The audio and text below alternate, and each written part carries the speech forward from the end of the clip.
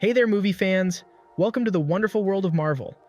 Today we're going to talk about a Marvel movie that brought some interesting vibes, and it even gave me a bit of a Blue Beetle movie feel, especially in terms of the family aspect. It was kind of like the Avengers meets Blue Beetle. Now let's dive into this Marvel flick.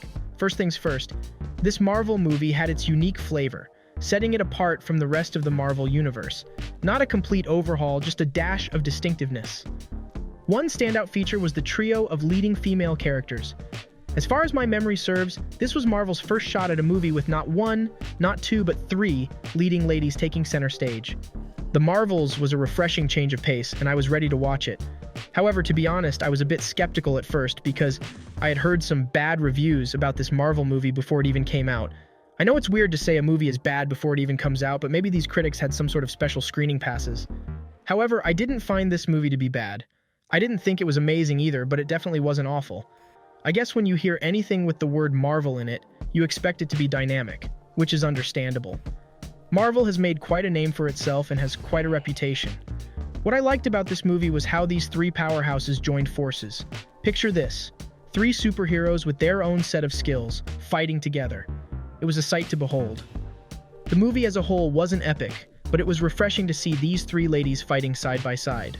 Each of them brought their A game, showcasing their unique abilities, and when they teamed up, it was like an unstoppable force. Teamwork was the name of the game, and it was exhilarating to watch. If you're enjoying this review so far, please do me a favor and hit that like button. Let YouTube know you want to see more content like this. The visual effects were pretty basic. There wasn't anything out of the ordinary special effects-wise. It wasn't as amazing as seeing Thanos disintegrate or watching Quicksilver move so fast that it looked like time had stopped. Those were amazing visual effects in my opinion.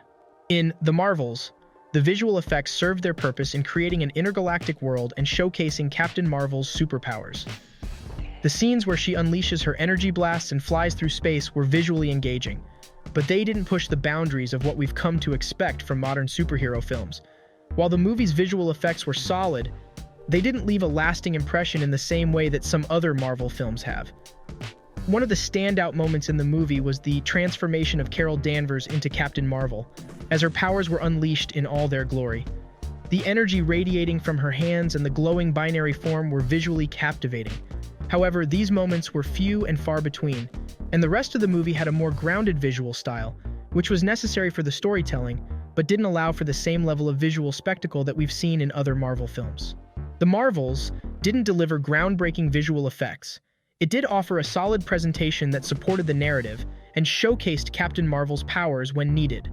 It may not have had the same visual impact as some other Marvel blockbusters, but it still provided an enjoyable visual experience for fans of the superhero genre. It's time to level up your movie-watching game. Imagine the perfect movie night with all the gear and gadgets that turn your living room into a mini theater. From popcorn machines to cozy blankets, immersive sound, plush seating, and even home theater projectors, everything you need for your dream movie setup is just a click away. Simply click on the link in the description or pinned in the comments section.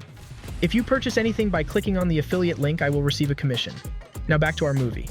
Now, as we all know, any superhero story isn't complete without a formidable adversary. This movie had a villain that was more complex than your typical bad guy. There was depth to their character, and you could almost empathize with their motivations. It's always fascinating when a villain isn't just evil for the sake of being evil, and this movie did justice to that aspect. If you're unfamiliar with the plot of this movie, here's what you need to know. Captain Marvel is not your typical superhero. She's actually an alien warrior from a race called the Kree, and her life gets pretty complicated when she gets stuck in a massive space war between her fellow Kree and their enemies, the Skrulls. But here's the thing. She's also living on Earth in the year 1995, and she can't help but have these weird flashbacks to a different life when she was a US Air Force pilot named Carol Danvers. To make sense of it all, she teams up with Nick Fury, a cool secret agent dude. Together, they're on a mission to unlock her mysterious past and use her super awesome powers to stop the evil Skrulls and bring peace to the galaxy. There you have it. That's the plot in a nutshell. The action sequences were top-notch, as you'd expect from a Marvel film. Explosions, epic battles, and heart-pounding moments were all part of the deal. It's that good blend of adrenaline-pumping action and character development that makes Marvel movies so beloved. Speaking of character development, the movie also delved into the personal lives of our heroes. You got to see more of their backstories and what makes them tick. It's a reminder that even the mightiest heroes have their vulnerabilities and human qualities. Of course, there were some lighthearted moments and humor sprinkled throughout, which is another Marvel trademark. Laughter and witty one-liners have become an integral part of the Marvel experience, and this movie didn't skimp on those. And what's a Marvel movie without its share of surprises? This movie also had a few twists up its sleeve. It's always a pleasant surprise when a movie can keep you guessing with unexpected turns. If you're hungry for more TV and movie review content, please do me a favor and hit that subscribe button. Now back to the video. All in all, this Marvel film was a fun watch, but don't expect it to be the best thing you've ever seen because it won't be. This movie was just okay. Manage your expectations and you should be fine. It was a fun movie with strong female leads, a captivating villain, intense action, character depth, humor, and some pleasant surprises. Marvel fans and newcomers would find something to enjoy in this movie. But don't expect something so amazing and out of this world. This movie is just supposed to be a fun, action-packed adventure. It wasn't stellar to be honest, but it was lighthearted fun. So if you're thinking of going to the movies to see the Marvels, give it a try. If you would rather wait for it to come out on streaming platforms so that you can watch it in the comfort of your own home, that's fine too. Either way, as long as you manage your expectations with this one, you should be fine.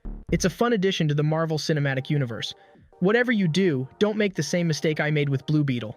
I got all hyped up and thought I was about to see one of the best teen superhero movies ever, but my expectations were way too high and I was let down.